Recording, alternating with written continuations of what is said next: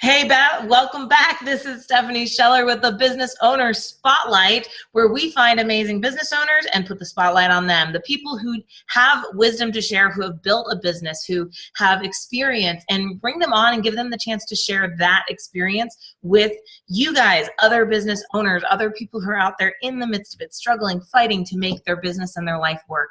Today, I am joined by Chris Christal of Texas Star Documents. Chris, thanks for joining me. Thank you for having me. So, Chris, we've never met. I'm trying to remember who connected us. Matt Guyver, I believe. Matt Guyver, that's right. Okay, so Matt connected us. We've never met in person.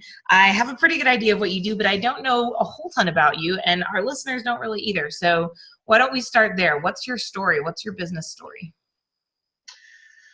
So I started at this company. I started working here in 2007. I was just a customer service rep, and I just started kind of helping out around the shop. I turned into a sales position, kind of merged into sales manager position, and now I'm a managing partner. I bought half of the company January of this year. Holy cow. So that's how I got here in the short version.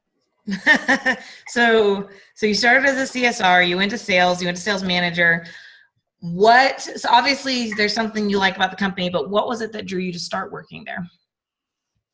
Well, actually, a friend of mine was in the business in another company, a competing company, and they said, hey, I really like this company. If I was going to quit here, I'd go work here. But I was looking for a job at the time, and they're like, hey, the owner's really cool, and you should go over there and check it out. It's kind of a fun little company, so I did, and I liked it. Yeah, well, obviously, you moved up all the way to buying half the company. Must have been something there. So when was it that you knew you wanted to buy half the company? So essentially, this is going to sound kind of funny because the company was dying. And so I really wanted to be a part of the the right reason, but no, because I saw potential in the future, and the way the company was going before, it was gonna die. And I thought if we don't turn it around and do something else, it's gonna go down. And I really saw potential in our customer base. We're about 95% lawyer customer base, so we do a lot of small to medium law firms, some large ones. But they have a need that we weren't fulfilling, but we did have a very good relationship. So leveraging our relationships with our current customers and then building a new product line and a new way we could help them and build solutions was something I really saw a future in.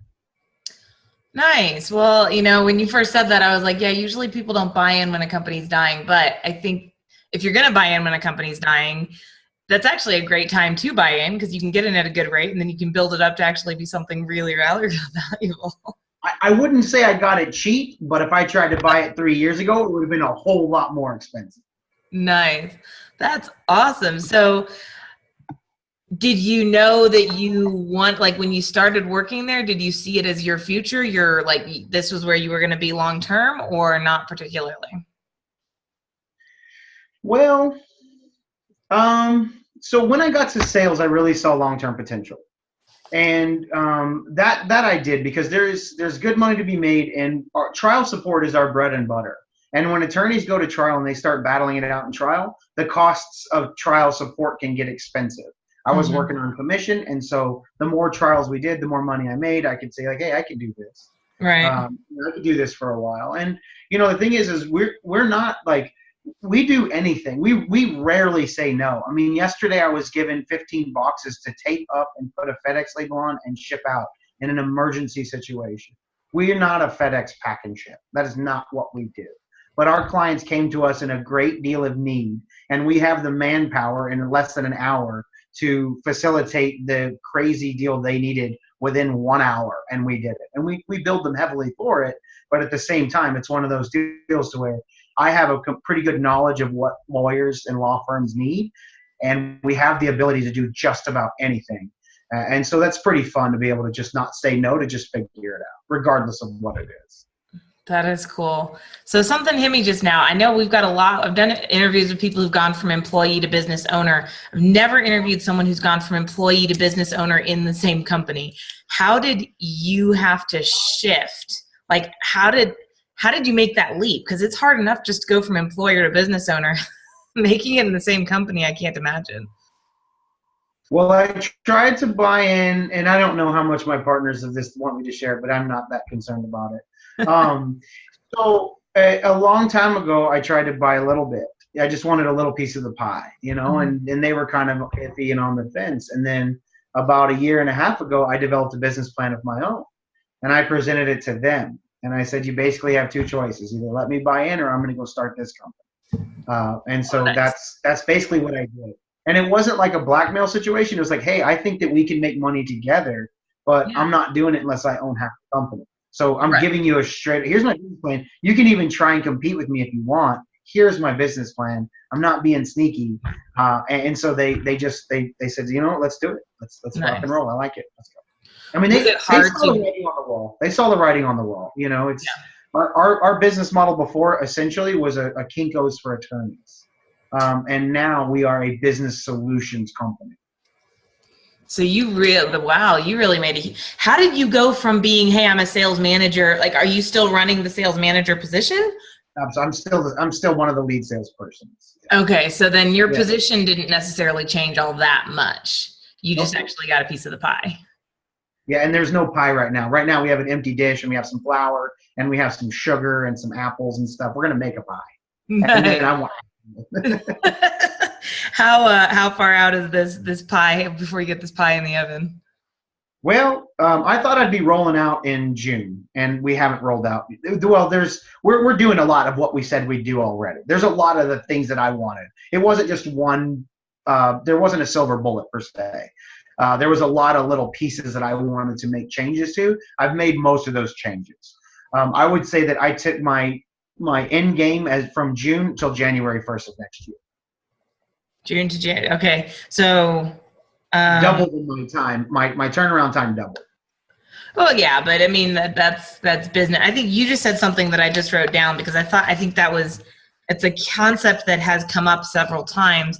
There wasn't a silver bullet. It's just you try something, put your best idea out there, and then just don't give up. You're not going to necessarily strike it rich the first time out. That's right. And one of the things I didn't like was I didn't like the culture of the place. I didn't like the way the employees were necessarily being treated.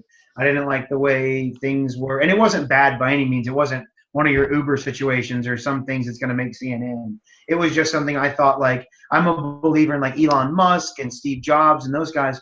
And they're always like, take care of your employees and they will take care of the customers. And Yeah. so I really felt like one of the things that this place needs is a culture shift. And you couldn't really do that with the current owner, who was the owner, operator, managing partner. That just wasn't going to work. And so basically what I said was, I want to be the managing partner, and then I want to run this place, and I want to run it a little bit different.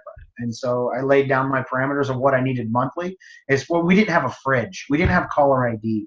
You can imagine we're a business solutions company and we don't know who's calling. And we had a little dorm fridge in here. Like, those are two out of like 100 items that I was like, these are going to change. This is going to cost a little bit of money, but here's what we're going to do. And people are going to be happy. And do you see it's working? Absolutely. Yeah. Sometimes it's the little things. So you brought in a couple of little extra things, but your theory was, let me take care of the employees and they will help take care of our customers.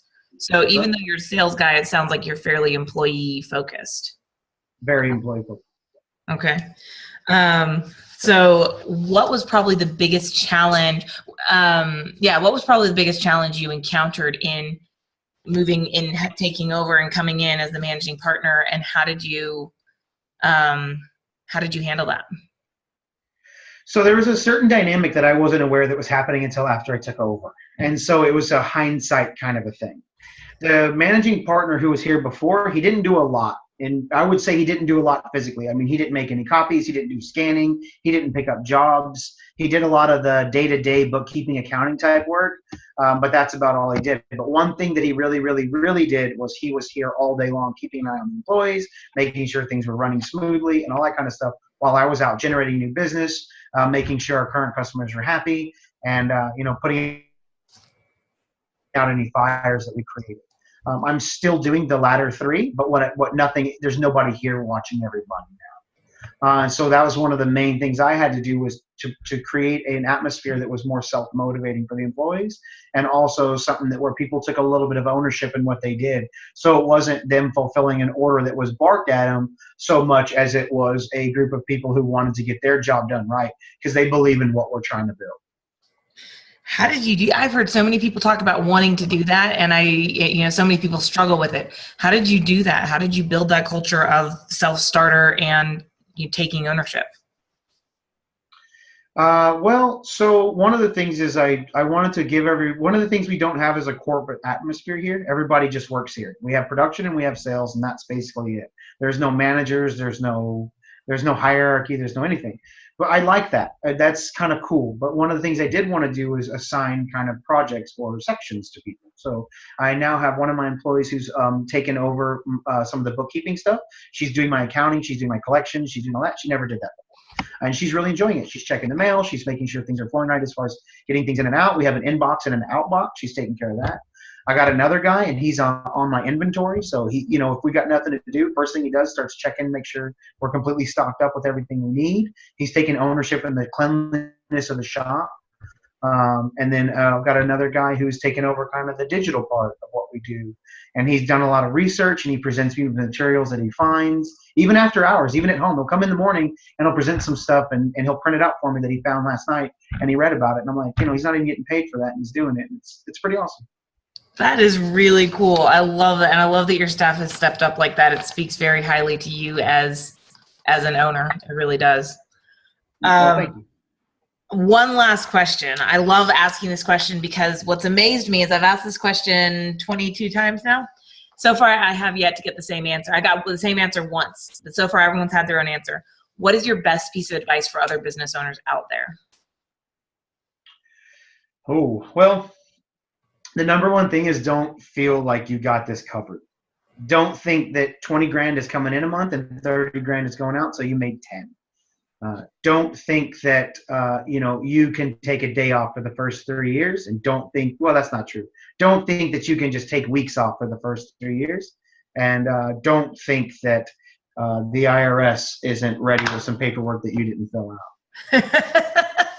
I love that one. I got my first notice from the IRS about 3 weeks ago. And of course they only gave me 4-week turnaround time.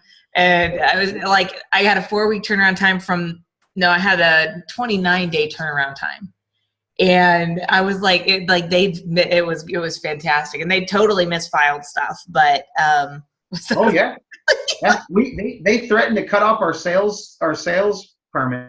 And it was over $28. It was a slight clerical error. My bad. Why don't you not threaten the entire livelihood of the business, and we'll just have a conversation over $28?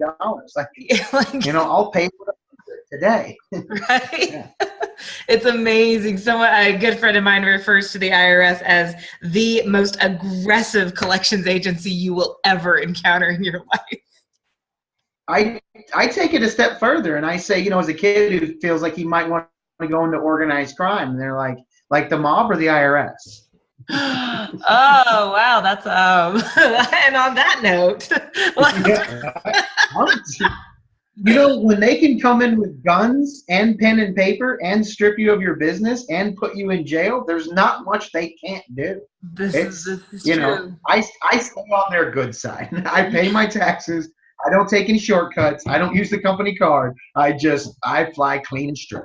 Nice. Well, I think that's the best way to stay out of trouble is keep it clean and straight. There is no silver bullet, as he said earlier, to our listeners out there. Just behave. Well, this was really good. I'm glad. I know we had some technical fun before we got started. I never call technical difficulties. It's always technical fun. But I'm glad we pushed through because I feel like this one was really, really worth it. So I appreciate you taking time to sit down with me. Excellent. Thank you. Well, for our listeners out there, that's all I got. That was awesome. I love these short, sweet, succinct ones where it's like bam, bam, bam. And now you go out there and do something awesome with your day. You got this. It's time to stop trying to hit the target. It's time to smash it. Make life happen. You have the power, but it's up to you to step up.